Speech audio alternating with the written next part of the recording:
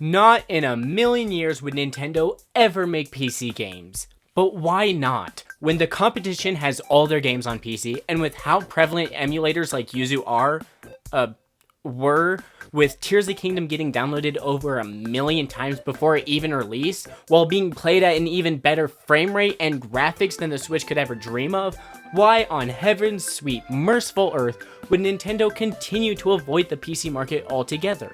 At this point, it just seems like a dumb business decision not to.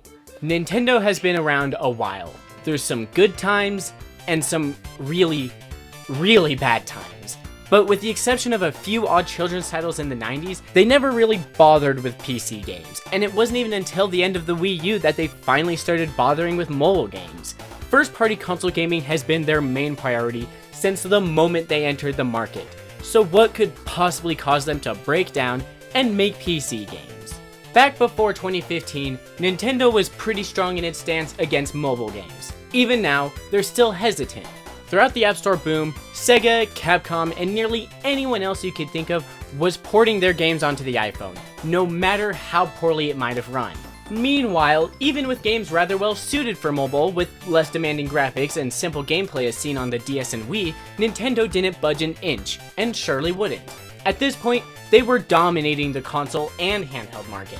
Not even just that. While the PS3 and Xbox 360 still had core gamers, Nintendo thrived off casuals. The same exact casuals who equally dominated the mobile market.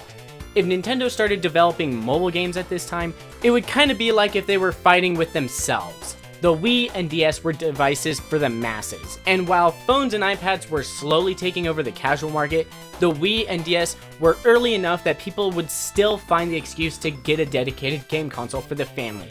However, that's certainly not to say that mobile games weren't devouring the casual market.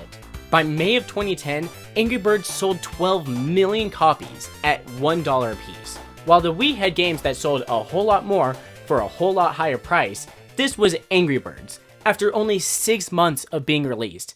And by 2015, the franchise was downloaded over 3 billion times. And as we can tell from the Wii U's failure within casual markets, Angry Birds and all the other mobile games available to the masses obliterated Nintendo. So what changed Nintendo into being just a bit more willing to make mobile games? Well, if it's change we're talking about, we should talk about changing your future. Because with our sponsor, Southern New Hampshire University, you can finally get the education you need.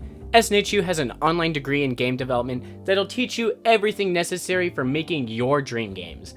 Making games is like traveling the world. It's easier when you know all the languages. And here, you'll be taught the 3 programming languages that make everything possible. Not just that, by the end of it, you'll be making realistic worlds and dynamic gameplay experiences, all with incredible 2D or 3D models handcrafted by you.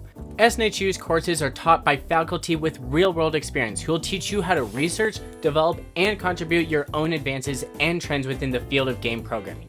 And with SNHU voted as one of the country's most innovative universities, you're sure to be in good hands. So if any of that sounds interesting, or if you want to help support this channel, sign up with the link below for free information, or go to snhu.edu/arctic to jumpstart your future now. Again, that's snhu.edu/arctic. Thanks SNHU for sponsoring this video. Let's head over to Jerry's Igloo for some real talk. The Wii was a successful console, no doubt. But once the Wii craze started dying down in 2007 and 8, most people just kept their Wii hidden under the TV, only ever used for Netflix or Wii Sports, and on the odd occasion, Wii Fit. The Wii grabbed the attention of casuals, but could only hold on to it as long as they were happy with Wii Bowling and didn't have access to Angry Birds Space or Doodle Jump. A few years down the line, Nintendo hoped to recapture the love of the normies with their brand new tablet plus console. I mean, if Nintendo games are so popular, why couldn't Nintendo just make their own tablet so grandma can watch TV on the big screen, while little Jerry plays New Super Mario Bros. On his little screen? Sounds like a great idea. That is, of course, if little Jerry didn't already have a tablet. And a Wii. I've already said this before, but the Wii was marketed as a tablet without really showing off the console. And when everyone already had a Wii and an iPad, that means nobody was getting the Wii U. Except me. And at last, Since nobody used Nintendo's little iPad wannabe, we finally got our first sign that Nintendo is breaking their stance on mobile games. All thanks to Pokemon. Shh. Okay, I know that Pokemon Company is a separate entity from Nintendo. However, all things considered, they are one and the same. You can't have Pokemon without Nintendo. You can't have Nintendo without Pokemon. Light and dark, yin and yang, Vaporeon and intense feelings of bestiality. Anyways, going back to around 2014-2015, Pokemon began using the mobile market as a way to expand their already massive IP empire. Albeit most of these games were slop of slop. I'm sure there's plenty of people who enjoyed these at the time, but I know when I downloaded these games back in the day, they absolutely could not hook me. And when that's essentially their only purpose as a mobile game, well, they kinda suck. They're not awful, they're just not good. That was until we entered Ready Player One, with the future your grandma has been begging about for decades. Pokemon Go literally changed the world. I could make a 10-hour-long documentary on everything Pokemon Go achieved for the industry, Nintendo, and even regular people. But I'll start with just stating the fact that this game, to this day, still makes Pokemon over $500 million per year. The cultural impact of Pokemon Go went far and wide. Compared to the effort and cost regular AAA games require, Pokemon Go is incredibly profitable, which explains a whole lot why Nintendo themselves finally joined the market with Miitomo and Super Mario Run. Now, one of the main issues with mobile games and Nintendo is that, well, they already make mobile games, just usually not on iPhone. Why would you ever buy a 3DS if you could play Luigi's Mansion Dark Moon on your iPad? Why would you ever buy a Switch if you could play Tears of the Kingdom on your RTX 3090 desktop? Nintendo wasn't always alone in this idea of relying on consoles. For most of their lives, Sony, and to a lesser extent Microsoft, only released their games on their consoles. It wasn't until the past few years that they finally started releasing their IPs on PC.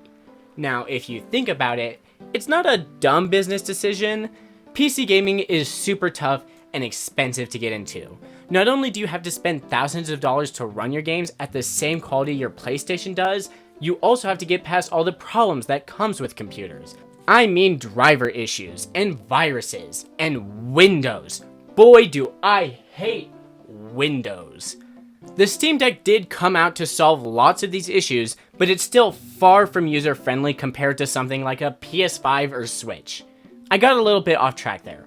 What I'm trying to say is that by putting their games on PC, Sony isn't necessarily losing out on that many console sales as some people might think, and if anything, is hitting a bigger audience than they usually would.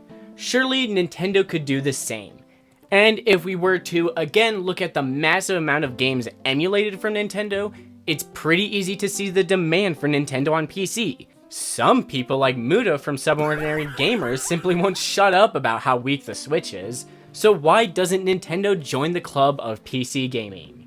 Yuzu is one of the best Switch emulators out there, emulating over half of the console's lineup at near perfect performance, and most often, even better than the original console's performance. Or at least, was one of the best, because on February 26, 2024, Nintendo sued Yuzu, and by March 4th, permanently took them down. Not even just the Switch emulator, but they also took away the single best and honestly functional 3DS emulator Citra away too. This happened because weeks before Tears of the Kingdom even launched, ROMs for the game got dumped online, and Yuzu was the primary emulator used to play it. Nintendo obviously couldn't have this, so they completely and utterly nuked them. Now, Yuzu wasn't the only Switch emulator, or even the best, but what Nintendo did here was make a massive example out of them, which is why I want to call upon the great words of our savior, Newell, Gabe. The easiest way to stop piracy is to give people a better service than the pirates, or something like that. Emulating isn't exactly an easy thing to do, especially for a game that hasn't even released yet. If Nintendo made PC games, I imagine that most emulation related to them would stop completely. Sure, Tears of the Kingdom released early, and the easiest way to play it was emulation, But maybe if it released on PC same day as Switch, most people wouldn't go through the effort of finding a torrent to play, and just waited until it actually launched. What am I saying? Of course people would still pirate it, but almost every other case of Nintendo emulation would cease completely if you could just buy Paper Mario on Steam, or Mario Kart 64 on Epic Games. If not their new games, what's stopping Nintendo from releasing their old games on PC? The games that most people emulate? Honestly, there's no perfect answer for this. I could say that it's all for maintaining Nintendo's brand. If you could play a Nintendo game, you have to play it on a Nintendo console. Except, Super Mario Run exists, and Mario Kart Tour, and Pokemon Go. These games were in an actively competing market with the 3DS, and they still released. Maybe you could excuse them though, because of how much money they were bound to make. Well, if Nintendo put their games on PC, even if they were just ROMs and you still had to get an emulator, they would make millions with zero effort. Maybe they think releasing games on computer would kill their consoles. If you listen to Twitter, it sounds like the only reason people even buy the Switch is because they don't put their games elsewhere. Except, we're not in 2014. Maybe back in the Wii U days that was sorta true, but this is the Switch we're talking about. Third only to the PSP, which cheated by being a DVD player, and the DS, which cheated by being the best handheld ever. People don't just buy the Switch because it's a Nintendo console, they buy it because it's the world's best toy that lets you play Skyrim, Mario Kart, and GTA 3 anywhere in the world. That doesn't change when Nintendo starts making PC games. So what could possibly make them make PC games? I'm just gonna say, it's never gonna happen.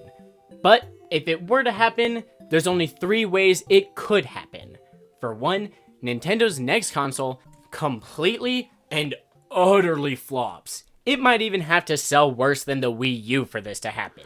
But Nintendo needs to release a console that absolutely bombs. The Wii U was the closest Nintendo has ever been to becoming a third party. But even then, it still had the safety net of the 3DS keeping the whole company afloat. If the Switch 2 and the Switch 3 both flop, then there's a chance that Nintendo becomes a third-party developer. But I simply cannot see a world where Nintendo fails within the next 2 decades. They have multiple movies lined up and theme parks that make them millions.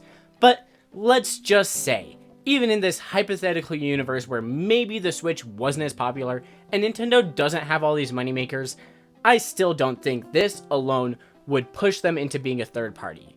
So how about option 2? Nintendo was just as against mobile games as they were PC games, yet eventually they made mobile games. Maybe the same will happen here. Well, it could, but not in the way we would want. When Nintendo makes mobile games, they don't just port DS games onto the iPhone, they make vastly simplified versions with loads of microtransactions, as any mobile dev would. If Nintendo made PC games, perhaps they'd follow a similar path. Instead of New Super Mario Bros. Windows 11 edition, we get Hotel Mario 2. Maybe not exactly like that, but if Nintendo is succeeding with console games, I don't think they just port their games to PC. That is, unless they're porting it to the Power Star PC. And by that, I mean a PC made by Nintendo with its own OS and hardware designed around Nintendo's games. Probably based on Linux, with it being able to do usual PC stuff, with the added benefit of being the only PC on the market that can legally play Nintendo software. Yeah, I don't see this happening either, but out of everything I've discussed, it's by and large the most likely option. In fact, compared to everything else, it feels inevitable. Not necessarily saying that it is, but compared to Nintendo dying all of a sudden, yeah. I imagine the Nintendo PC as maybe baby's first computer. That being said, none of this will happen. The most likely outcome is that Nintendo eventually releases their ROMs on PC, but that still won't happen unless there's a big shift in leadership or some laws passed that requires them to make all their IPs available for purchase, which you can learn more about on my video right here in the description. But with that, let's head back to the cabin, because Nintendo isn't going to make PC games.